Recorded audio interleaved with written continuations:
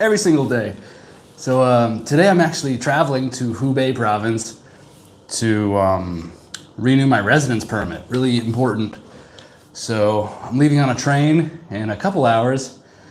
But one of the things I really like about going to Hubei is the Mao Jian green tea. Mao Jian means fur tips. And so I've got some right here, and I'm gonna have a little session with this. Not too much, I'll probably just get like 6 grams going. Not my usual heavy dosing. But Mao Jian is a really cool green tea.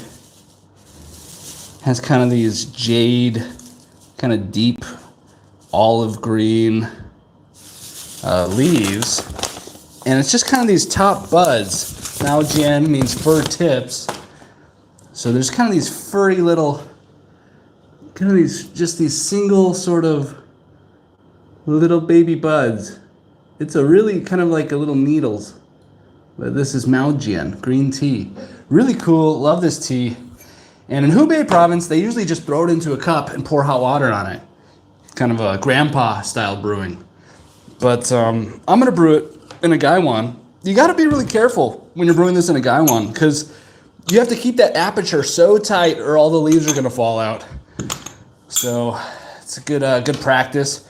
I'm just gonna give it a real light little rinse here. And try not to lose too many of those. That was pretty good. If you have the right gaiwan, you can keep a nice tight aperture and not lose any of these little baby buds. Yeah, Mao Jian is really cool, and I don't have a place to pour, yes I do, my rinse. So I'm just gonna pour it in this gaiwan, set it aside. Hey, you could drink that, sure. I mean, c'est la vie, right? Anyways, let's get into that first session here, first infusion, rather. Yeah, so this is Mao Jian green tea, famous in Hubei province, but they don't only grow it in Hubei, it's grown in neighboring provinces as well. But the culture in Hubei is fond of this one. And you get these real furry little buds, little baby buds. It's hard to describe it. I mean, these are just tiny little buds. And you can see after that first infusion, looks like I didn't quite drain it enough. See, there's just these tiny little buds. And yeah, this is called Mao Jian, just these tiny little baby buds. And it's kind of the famous green tea in and around Hubei province. And so you get this infusion with just tons of these little trichomes, those little hairs. And that's fitting to the name. Mao Jian means fur tips. You know, like Tianjian, the Anhua tea, means like tips to the sky. So Mao Jian, Jian means kind of like the tip. So we got these furry little tips, first infusion. So nice. I love this tea. I love this tea. I don't have a really good supplier for this tea yet. So I'm going to Hubei province later on today. Hopefully, although I'm going there to renew my residence permit, I hope that I can, no, this is not marijuana. I did say trichomes. This is tea, green tea. And yeah, I don't know how well it's focused on there. But yeah, just these little bud tips. Tea is Camellia sinensis, the tea plant. I'm here in China. I live here in southern China, South China. And yeah, trichomes. So cannabis has those glandular trichomes that produce THC. Tea has these non-glandular trichomes, which are really just a physical barrier. They're just hair to help keep insects off. Some will argue that it actually helps this like microclimate around, you know, kind of like I have a lot of Mao trichomes. And yeah, it just helps protect the tea. So the buds and the small fresh leaves have the most trichomes. They also happen to be the most dense in caffeine, So, I mean, these are just defenses from the plant, right? The caffeine is a defense, try to kind of like a natural insecticide, or kind of just a natural, you know, kind of a protection against insects. And then same with the trichomes. The trichomes, they're not glandular. They don't produce. Whoops, looks like I had an internet drop there. So this is Longjing green tea.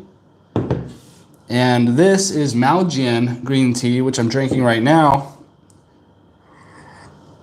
because I'm going to Hubei province. And Hubei province is famous for their Mao Jian green tea.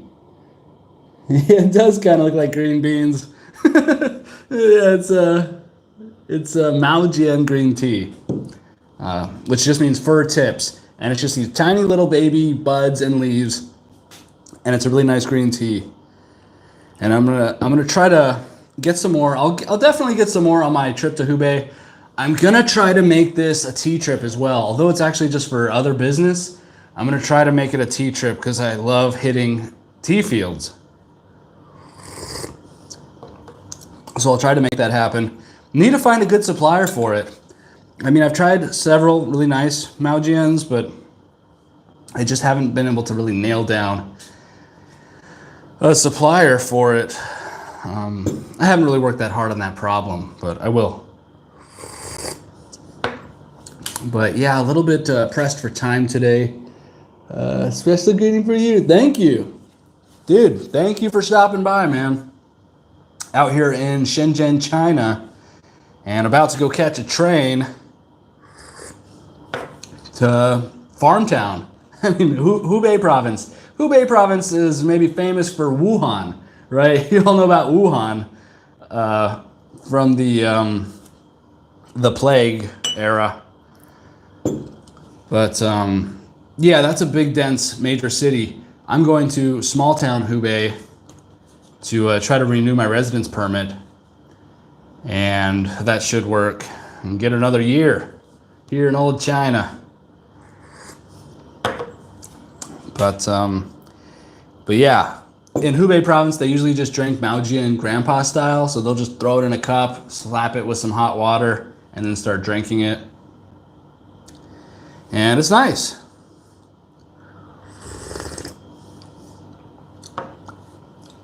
You can see there are some, some little leaves in this cup here, but they're delicious.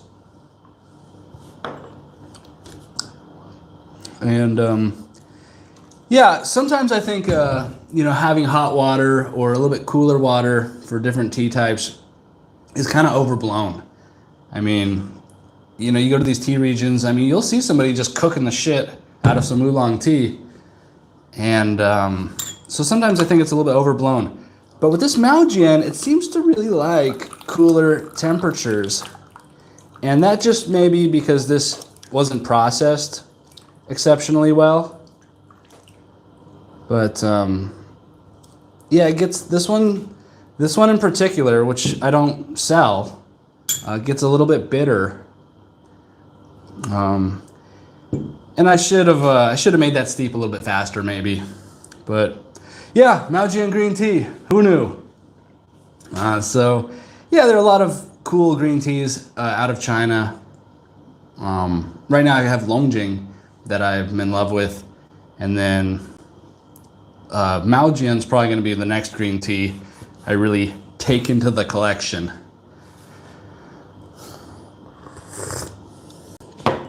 I sword fight all my friends. We use our wieners. Thank you for that comment. It's good to see people having a good time. That's what tea's about. I mean, tea is part of a good time. So thank you, Harris, for stopping by to spread the positivity. That's what we're about here. I don't know why I said we. That's what I'm about. Love staying positive. Love hoping you guys are doing well. Hey, tell me, where are you watching from? Looks like there's one person watching. So I'm in China, drinking green tea. Mao Jian green tea means fir tips. It's M-A-O, Mao, Jian, J-I-A-N, Mao Jian. And that's the pinyin. And yeah, thanks for stopping by. Just going to do this for 20 minutes. I hope the picture quality is okay, because I had a little bit of network instability earlier. But yeah, I'm going to Hubei province today, taking the high-speed train, and yeah, it should be a really good time. So yeah, let me know, where are you watching from? I'm in Shenzhen, China. Where are you?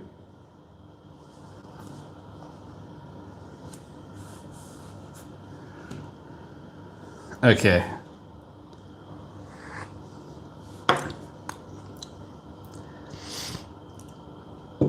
So yeah, Mao Jian green tea. You can see it here. It's just these little buds, little baby buds. Even more immature leaves and buds than Longjing green tea. I don't know if you can really see it, but yeah, just like a little, little worm or something. Delicious little bud. I like to eat them sometimes too. Actually, what I really like to eat is Bai Hao Yinjin buds. Delicious. But don't tell anybody. So yeah, Mao Jian green tea. This is some Longjing green tea, which I was working on actually from last night. I couldn't kill this. Actually, this is the second infusion. I've done like some super mega steeps with this, and there's a lot of Longjing in there. But I just covered it, and yeah, if you just cover some tea room temperature and you don't have like crazy odors in your environment and you have like good air quality and stuff, like it's gonna be fine in the next day. You know, no problem there. Tea has these like antifungal, antibacterial properties. Like it's gonna be fine. Your tea leaves in the Gaiwan, they'll start getting a little bit moldy, but not in 24 hours, maybe 48, 72 hours. So, you know, I don't freak out about leaving a Gaiwan. Like I'll cover a Gaiwan and then I'll come back to it the next day. You know, I'm not flipping out about it.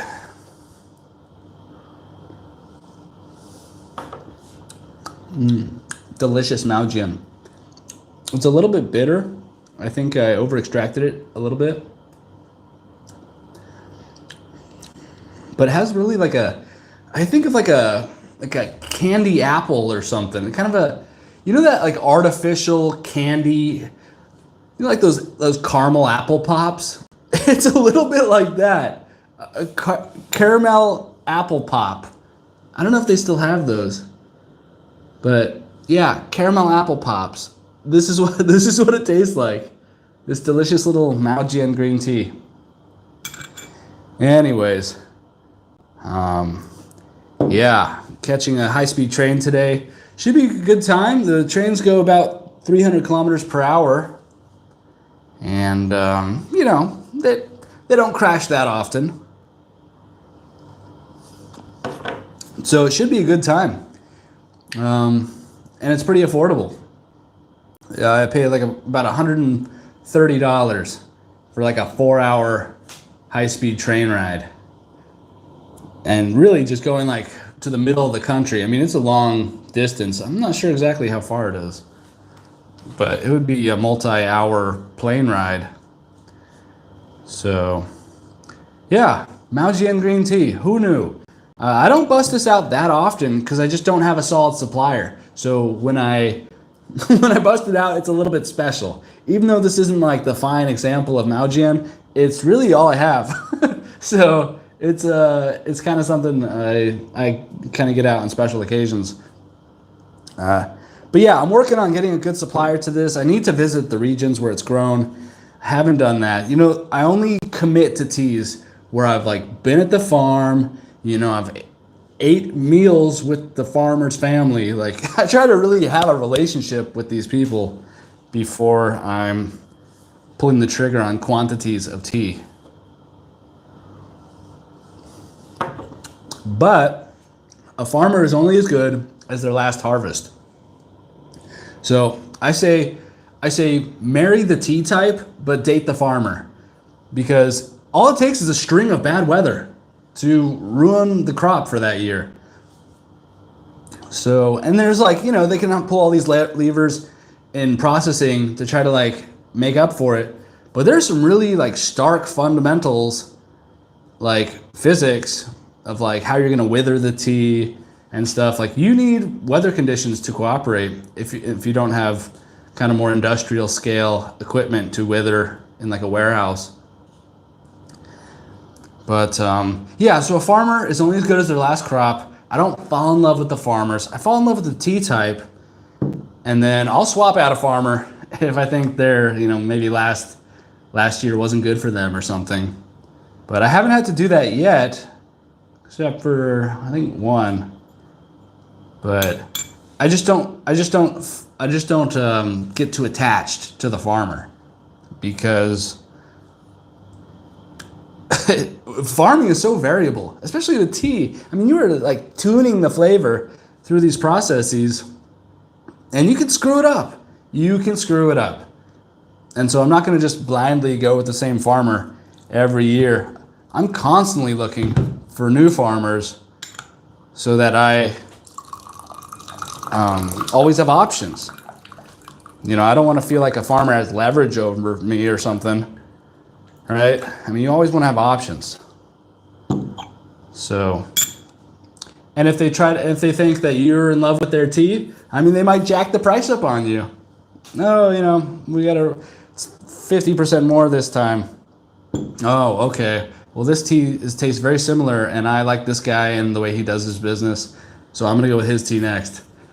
And then he's out. So having multiple farmers that I could go to at any given time for a specific type of tea is really the position you want to be in. You don't want to be falling in love with a farmer. You can fall in love with a terroir or a tea type, but there's always multiple farmers running different operations on any given tea mountain.